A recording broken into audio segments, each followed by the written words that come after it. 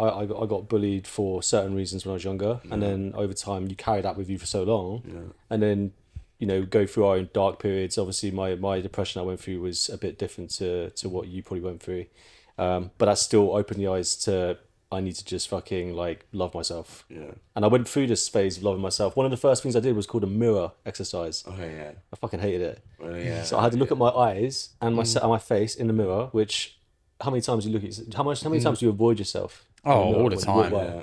It's mental how much you avoid your eyes when you look in the mirror. Yeah. So I had to look at myself and I had to say I love you and I've got you, and I had to say that so many times until I felt like a change, and there was. Yeah. But initially, it was the hardest thing I ever did in my life. Yeah. But like starting off with like self-love, it's quite. You can just start off simple as well. Like just like being grateful for your own things. So say someone's giving you a compliment before, it's like, oh yeah, well, you can just remember that that's a compliment that someone's give you, and then you can be grateful for it. And I feel like that's what a lot of men don't realise. There's a lot of let's go based on Christianity here, because I'm religious in the sense that I believe in the universe, right? The energies and energy out there. But I was a Christian when I was younger, growing up, and a big part of that is thankfulness, right? Being grateful. And then you hear about people saying being grateful is the way forward. So is that something you practice daily? Yeah, I practice daily. I journal. But I always used to like not journal, and then stop, then start, and stop, and start. And I feel like it is just making sure that you keep these small habits and like flipping the like bad habits for the good habits. Like a few books I've read recently, and like one of them was talking about habits. Can't remember the name. Atomic Habits. Yeah, James Clear. It's a brilliant book, that one. So I read that, and then I listened to it, and then I read it again because it's so good. But it's just about like stacking. Like once you've got one habit, then stack another one, get another one, get another one, get another one. Yeah. Have you read the Chimp Paradox? Nah, see, this one someone suggested to me. Is that the one that's got you got a chimp and it's got a name? Yeah. So I only realised that this year that about this book, and I was like, I've never named him. It's a very, very good book by Dr. Steve Peters. Yeah. Really, really cool book to like kind of understand your mind and like how you behave. Yeah, it's really good. Yeah, I'm gonna definitely. That's my next read. Yeah. You should read it. Let us know how you get on with it. Yeah.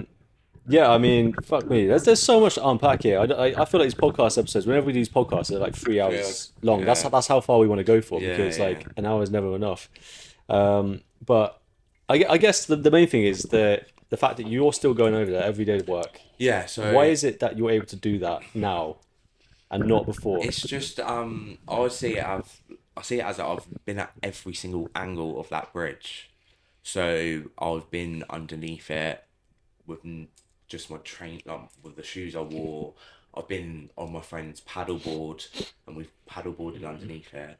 Back in the day, I used to jump off the legs with my teen friends. Like we used to get chased by police and like jump on the leg in the middle of the Itchen Bridge and then jump off. And like so, I've been like, it's like full circle, but all around the bridge. Like even through life. Like the other day, I was there, sat watching the sunset, and it's just. Yeah, I feel like I've I don't want to say it, but I feel like I've completed it. But I'm not done, because it's not completed. They're still open for people to do, and it's like, I don't think that's fair. Like, I still see it from every angle. Like, I might be walking on the bridge and then I see someone sat there. I see the car that's getting mad because there's no traffic, or there's traffic, and I see the other day, some man shouted at me for skating on the pavement, and then it's just like, mate, someone jumped off here 2 days ago, and you're walking up the bridge there with your phone, not looking where you're going. You've got a roller skater coming down. Like, get off your phone, enjoy the view. Like, whether the view is standstill traffic there, lovely view there. Like, get off your phone. Like, I agree. It's not just life. It's not us. And the first thing I said to him was, you just took 10 steps without looking up. And he was like, oh, he's like, no, it's not on your rollerblades today. No, because I was on my skateboard or something. And I was like, no, I'm not. No, I was walking actually. I was like, no, I'm not. And I just walked off, like, and I didn't even stop to have that conversation with this other man, because I wasn't on my phone. I didn't have my headphones in, so I wasn't actually connected to the sound of anything else or, you know, phone in my hand. So I was concentrating on where I was going. I was enjoying the view. But my view was you on your phone like this. Like, look up where you're going. Thing is, I was And gonna say, like, I was actually gonna say, Itchen Bridge does actually have a really nice view. it does, Yeah. literally. And it's annoying. It's like the things that have the most beauty often are the most dangerous as well. Yeah. You know, it comes Like- with a lot of risk. It's, you know, like for example, you go top of Burj Khalifa, you're gonna have an amazing view, but if you fall off But it, it's not literally. good. You ever skydive? Nah, so I would definitely. I feel like that would have been my thing. That like, if I didn't do a marathon or half marathon, I would have done a skydive. But I think I'm gonna do a full marathon full marathon Hackney for Calm next year. Calm? Yeah. Yeah, it's a good charity, guys. Yeah, so that's. I don't think I could do a full marathon in Southampton. I'm not gonna lie, like, it's traumatic. Like getting to the finish line, and then having to go round again. Nah, like that's traumatic as itself. Like, why would you put yourself through that? Like, yeah, I get it. Some people like to do that, and that's what a marathon is.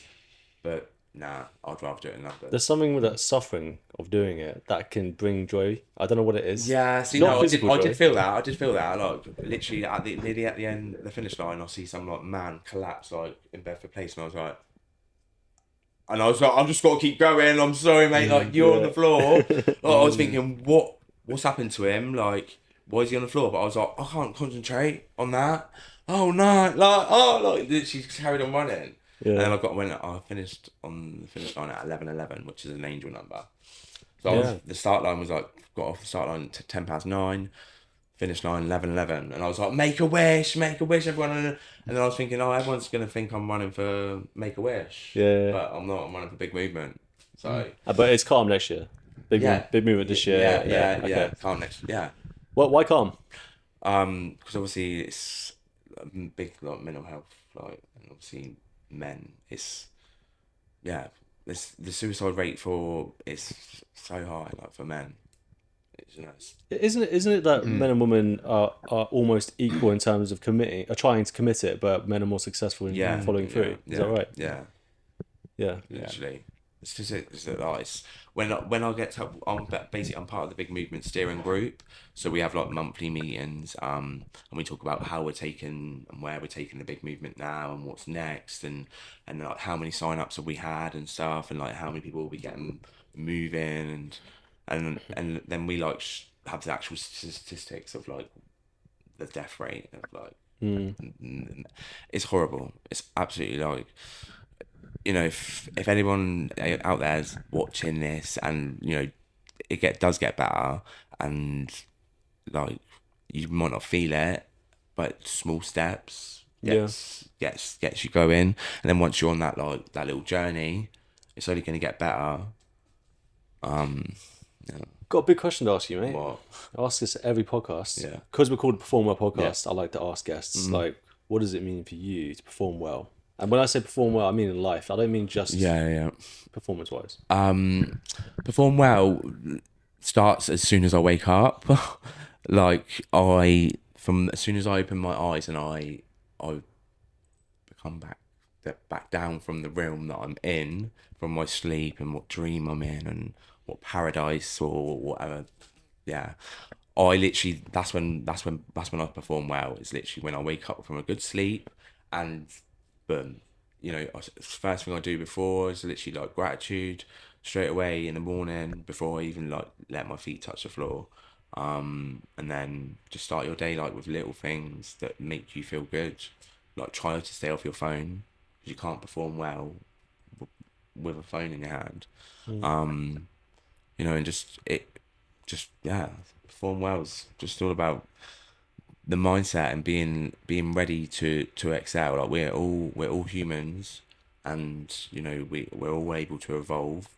You know, it's your life, so you got to create what you want to create. But performing well for me, I've been performing since I was 2. So I was put on a stage at 2. I've done a solo as a 2-year-old, dancing on my own in front of 100 people.